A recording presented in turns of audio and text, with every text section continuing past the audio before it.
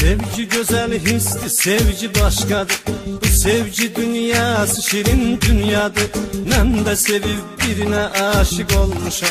Hissedirem del kimi vurulmuşam. Sevdiğim insan o kadar güzeldi, mənə xoşbəxtlik onunla geldi. Yüreğim bir tek sevibdir onu, ömrümün olsun onunla sonu. Onu düşünen seven yüreğim var benim, şükürler olsun meleğim var benim. Daha bu hayatı yıkabilmez ki beni, yaşamak için bir gereğim var benim.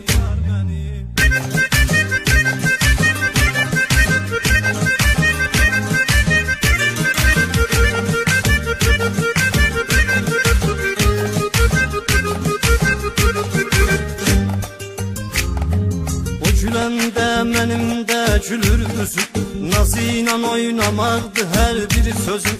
Nəydim axı istədiyim xanımdı, ürəyimdi, həyatımdı, canımdı. Biz bu sevgini illərlə yaşayırıq, eyni insanı bir gəh taşıyırıq. O ayırmasın Tanrım bizi, ayrı salmasın Tanrım bizi. Onu düşünen seven yüreğim var benim, şükürler olsun meleğim var benim.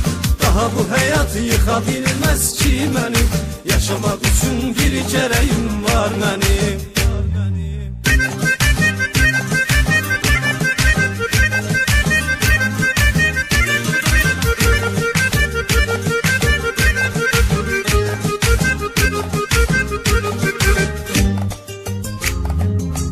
Ki darıxdım yığıram tez onu, canım deyir ilk açanda telefonu.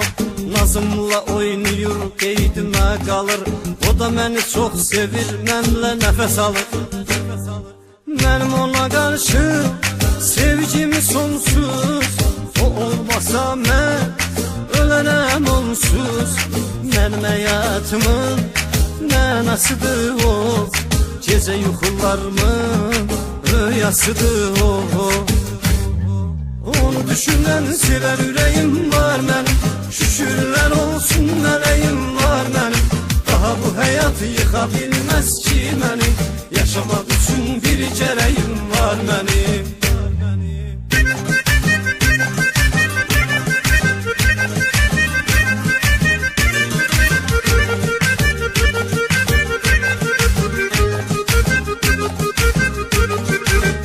Düşünen seven yüreğim var benim, şükürler olsun meleğim var benim.